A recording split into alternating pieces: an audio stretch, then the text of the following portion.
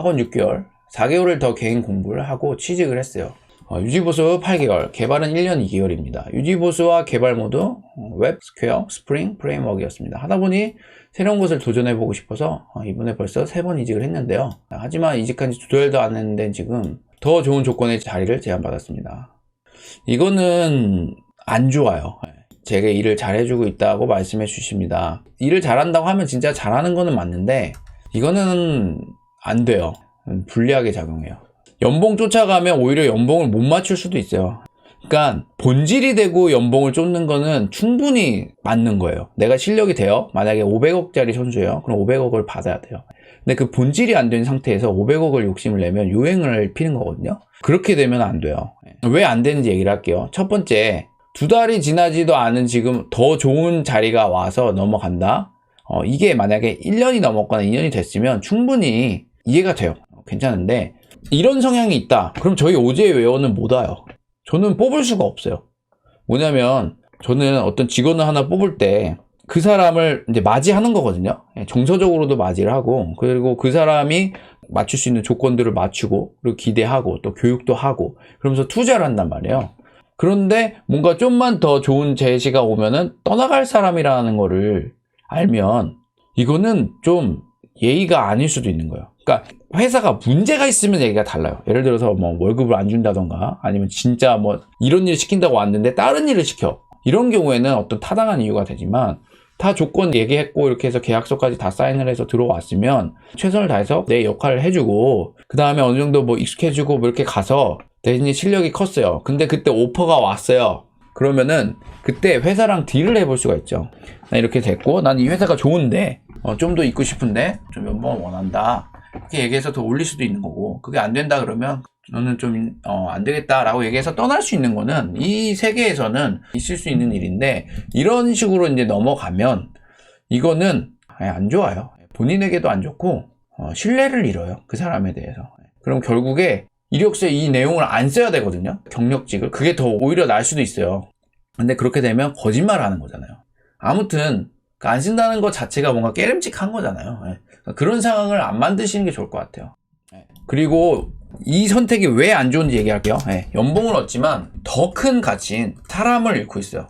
요거를 말씀드릴게요. 연봉 얻었죠? 근데 이렇게 해서 2달 만에 좀만 더 좋은 데 있어서 간다라는 어떤 그게 되면 여기서 뭔가 진심으로 대했던 모든 사람들이 더 이상은 애매해져요, 연락하기가. 그래서 지금 목표가 연봉에 꽂혀 있잖아요. 근데 연봉이 1순위가 되면 안 돼요. 그거는 가치관이 건강한 가치관이 아니에요. 돈이 나를 어느 정도 따라오게 만들어야지. 돈 따라가면 사람이 추해져요.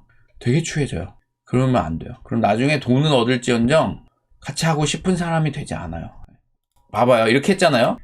왜 이렇게 이직이 잦아요? 라고 물어보겠죠. 그러면은 제가 이렇게 해서 이렇게 했는데 앞으로는 그럴 생각이 없습니다. 정말 이 회사에서 딱 적응을 해서 열심히 할 생각입니다 라고 했을 때 그 말에 설득력이 있냐라는 거예요. 설득력이 없어요. 왜냐면 그렇게 안 자라왔는데 그걸 어떻게 믿어요? 그런 거예요. 그런 의미에서 이제는 멈춰야 된다. 딱 이 회사로 와기로 약속했으면 지켜야 된다 라는 거예요. 이거는 혼내는 것 같기도 하지만 진심으로 물어봤잖아요, 저한테. 저는 몰라서 그랬다라고 생각을 해요. 몰라서 그런 사람들은 가르쳐줘야 되고, 그래서 지금이라도 제가 알려드렸으니 이제 그렇게 실천하시는 게 맞고, 알고도 그러면 이제 좀 그때는 진짜 잘못한 거예요. 알고도 그러면. 그리고 괜찮으면 추상적으로 연차별 비전공자와 정규직 프리랜서의 적정 연봉 수준을 알려주실 수 있을까요? 연차별 뭐 몇 년에는 얼마 받아야 된다, 뭐 얼마 받아야 된다, 뭐 그런 거는 솔직히 잘 모르겠어요. 그냥 잘하면 좀 많이 줘요. 근데 돈값을 못한다, 뭔가 뭐 일을 맡겨놓으면 이렇게 된다, 뭐 그러면 제발, 정말 그거 생각만 해도 끔찍하거든요. 안 그랬으면 좋겠어요. 그냥 뭐냐면 제가 만약 5천을 줬어요, 어떤 직원한테. 그럼 5천이 안 아깝게 책임감 있게 해주면 더 주고 싶죠, 능력만 되면. 근데 5천이 줘놨더니 얘가 뭐 담배 피러 한 10번 가, 일을 안 해, 뭔가 하면 맨날 핑계만 대. 그런 사람 제가 만나봐서 그런 거예요. 진짜 생각만 해도 너무 힘들어요. 진짜 저희 직원들 전부 다 안 그런 직원이어서 너무 감사합니다. 진짜 힘들거든요. 그러면 암만 얘기해도 못 알아들어요. 못 알아듣고 자기가 뭘 잘못하고 있는지도 몰라요.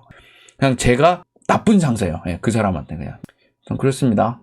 뭐 연봉은 그냥 찾아보시면 사이트도 그렇고 다 나와요.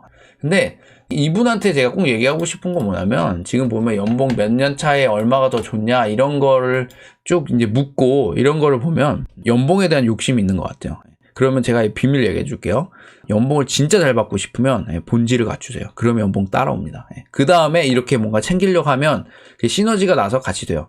근데 아무리 본질을 갖춰도 연봉에 대한 또 욕심이 없으면 또 연봉을 많이 못 받아요. 그래서 둘 다 필요한 거예요. Let's go. Yeah. I'm like an addict, do I gotta have it. I ain't even playing, got a really bad habit. If it moves, gotta grab it. Fuse